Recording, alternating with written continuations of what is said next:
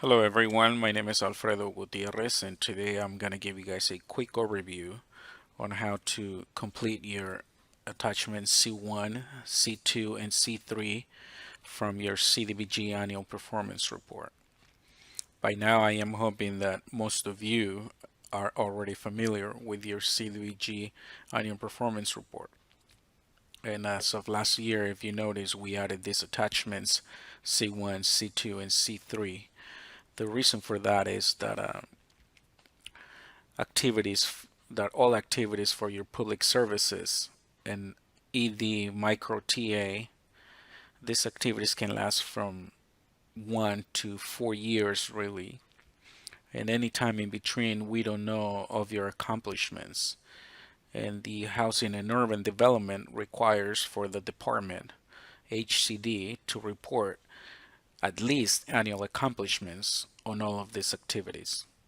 So that is the reason that we added these attachments, so we can collect this information from our grantees, towns, cities, or counties that have any active contracts or supplemental activities within their active contracts, or any open PI waiver. So if any of you are working on any public service activity or working on a micro technical assistance activity, we will need you guys to fill out either attachment C1, C2, or C3. Let me show you real quick where you can find the workbook and give you a quick glance of these attachments. So please go ahead and visit our website, hcd.ca.gov. You're going to go under Grants and Funding, Program Forms. You're going to click on Community Development Block Grant. Here you can find the Annual Performance Report workbook. Within this workbook, there's only one tab or one sheet for one of your activities. If you're running more than one public service activity and or more than one micro technical assistance activity, we have added additional attachments. They're called standalone forms. So if you have two public services, we're going to need you to go here and get the second form for the second public service activity. And these standalone forms should be emailed to the department along with your annual performance report all together. So let's take a look at the workbook. I have already downloaded the workbook for quick access. Here is the workbook. In the first tab on the workbook is your matrix. On your matrix, specifically under question C, we're asking if you have any public service or micro technical assistance accomplishments. So if within the fiscal year 16-17, did the recipient have a public service or a micro TA activity in any of your open contracts, supplemental activities, and or program income waiver projects, you will need to select yes here. And with that, guess what? You are required to submit attachment C1, C2, or C3 depending on the activity that you're working with. And here is attachment C1, attachment C2, and attachment C3. Let's take a look at attachment C1 for now. If you can see, attachment C1 is for a public service activity, and attachment C2 is also for a public service activity. The difference between these two is that attachment C1 is for any of your public activities with a national objective of low mud area or urgent need. And attachment C2, it's also for your public service activities for national objectives under LMC, limited clientele, and LMH, low mud housing. So depending on the activity that you're working on and the national objective and your national objective, you either gonna choose attachment C or C2 for any of your public service activities. Let's go ahead and start filling out this form and just give you a quick information on any of the fields that we're gonna go through. So under revisions, of course, this is your original first time filling out the form, so therefore you're gonna leave that blank for now. But under date, do please put a date of the day you prepared the form. CDBG recipient. Here, this is a locked cell, and that is because under your matrix, here is where you're gonna choose your city, town, or county. Let's go with Amador County for now, and that should populate throughout all of your attachments within the workbook. So we go back to attachment C1. There it is. It populated well. Under contract number, if your public activity, if your public service activity, it's on any active contract, supplemental activity, or in conjunction with program income, you're gonna type in your contract number. If your public service is strictly on an open PI waiver, you're gonna type in program income. Let's say that you're working this public service from your open contract, so go ahead and put your contract number there. Let's say it's a 13. Let's say it's 13 CDBG XXXX. So there.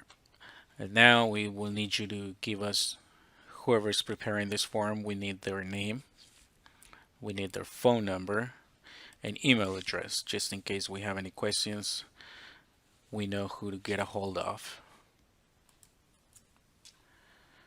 Here you're gonna type in your public service project name. I'm not sure if you're working a food bank. I'm not sure. Whatever the name you have given to that project. It could be the K Street Food Bank. I don't know, whatever name you guys given to your activity or program. Next, we want to know if the project is completed. So you're gonna choose from the drop-down menu either yes or no. Even if this project was completed back in January of this year, we still need you to report on this attachment your accomplishment data and just say yes that you have completed it within the fiscal year. And that way we can match it in-house. Give us a completion date. But for now, let's say you have not completed this activity yet, or the project. So therefore, you don't need a completion date here. IDAS activity number. We have a cell comment that it says that it can be found on copy of completed setup report received from HCD. Actually, this is every time you guys turn in a funds request, what the department should be doing is sending you guys a project report in which states that's the stage of the project, all disbursements, and within that project report it should give you an IDAS activity number. We would like for you to put that number in this field right here. Now, you may be working on an activity but have not actually turned in a request for funds on this activity. you can go ahead and leave it blank. It's fine. Moving on, you're gonna choose your national objective, either LMA or Origin. Most of you guys will choose LMA. Actually, I would think all of you. Let's choose food banks. Actually, you can do food banks under LMA and LMC. Here we want a quick narrative of what's going on with your activity. Just give us a quick narrative as how many households or how many persons you guys have assisted. Since this is an LMA activity, you you're gonna give us census data. Now, I am not sure if on your census data you can find answers to these two questions. The state would like to know if any persons that are veterans or disabled. We want to know how many were assisted. If you can find that information, that is fine. Go ahead and leave it blank. But if you can find it, please give us that data. Here, you're gonna tell us how many persons were assisted or how many individuals were assisted for the fiscal year. So you can, let's say 300. Now this is the total number and moves here to total persons assisted. You can actually keep typing 300 in these other two fields if you think it applies. And it does not increase the total number of persons assisted, because it's really these other two questions are for the benefit of the same persons that were assisted. So, and that's pretty much it. Depending on your national objective and activity matrix code, the section will tell you which section is required. Most of the time, this is the only section you're gonna be required to fill in for. And that's pretty much it for public service. Attachment C1, public service for national objectives, LMA and urgent need. Let's move on into attachment C2. And this attachment is also for a public service activity, but for national objectives under limited clientele or LMC and LMH, low mod housing. So same thing applies. The heading of the page is pretty the same thing as we went through on attachment C1. Give us your project name, preparer's name, phone number, email, contract number, or if it's a waiver only, type program income. Give us your project name. Is the project completed? Yes or no. Date of completion if yes. IDAS activity number if you have received a project report from us. That project report should give you an IDAS activity number. Please go ahead and put it in here. If you don't have it, you can leave it blank for now. Again, choose your national objective, and this is for national objectives for LMC or LMH only. So let's choose LMC, and let's go with food banks as well, just as we did with attachment C1. Food banks are all the way in the bottom.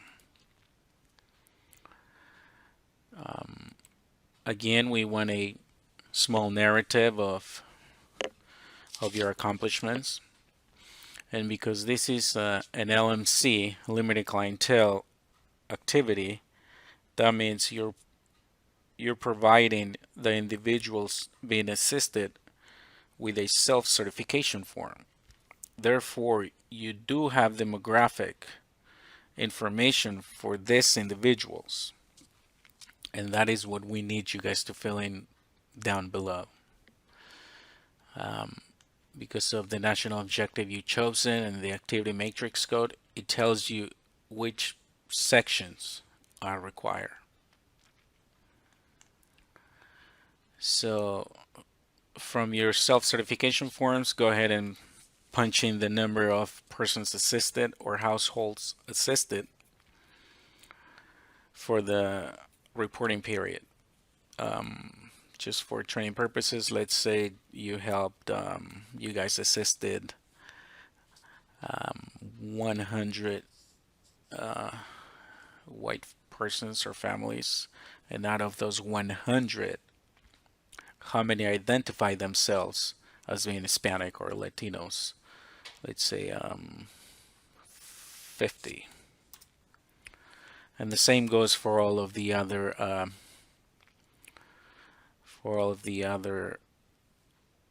choices. So let's do some more here. Let's do 50, 60. That's it. And let's, out of those, they identify themselves as Hispanic or Latinos. Let's do 10 here. Let's do 5 here.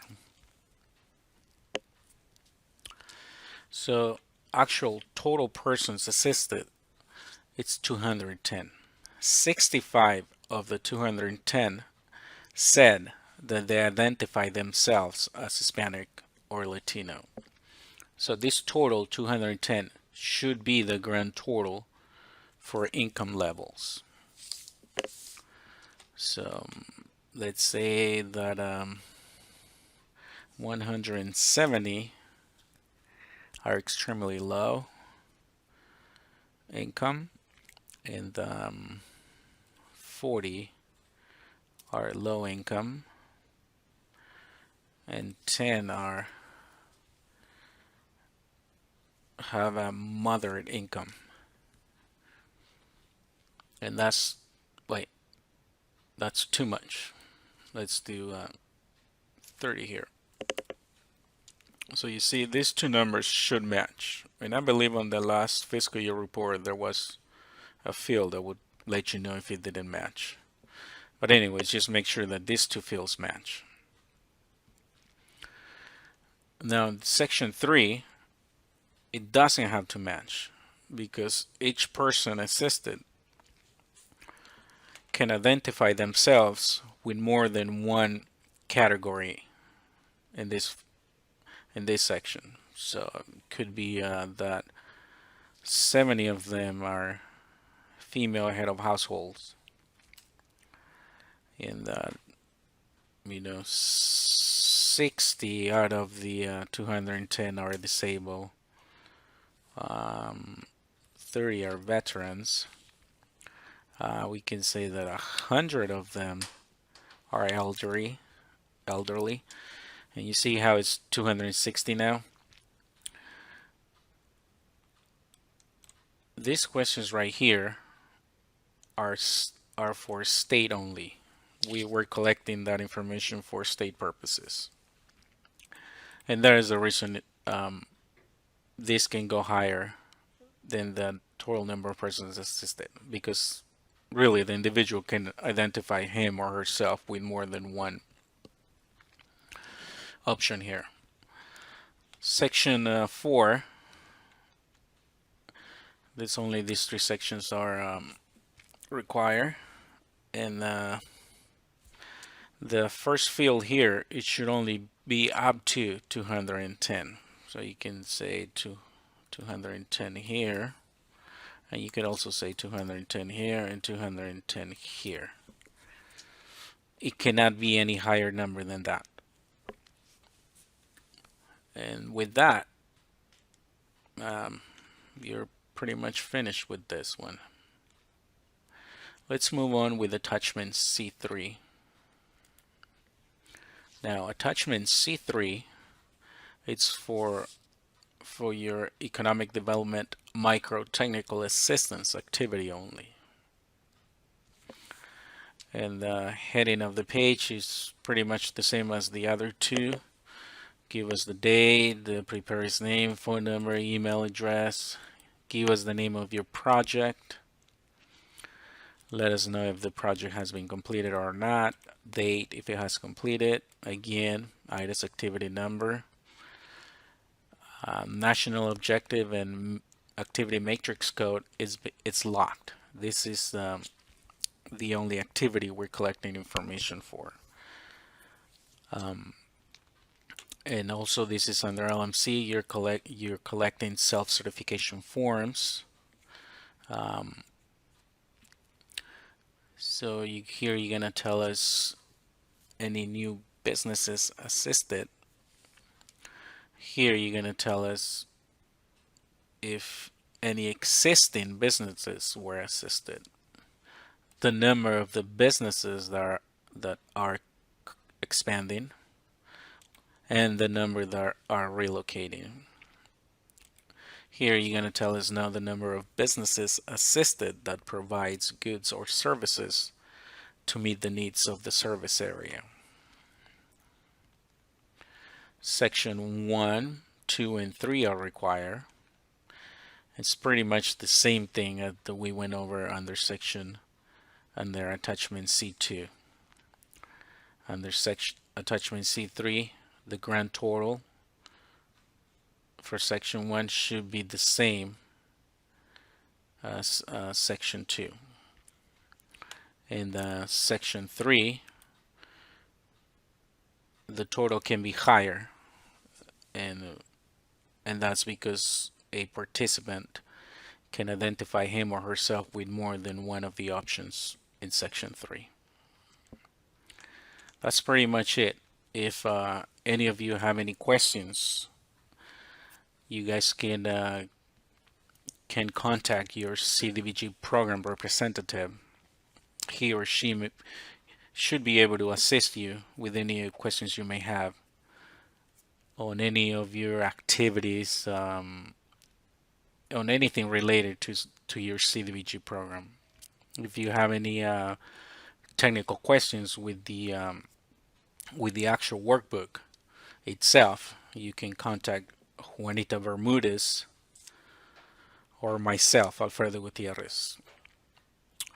I hope you found this helpful, and good luck. And just to let you know, these reports are due by July 31st, 2017. Thank you very much.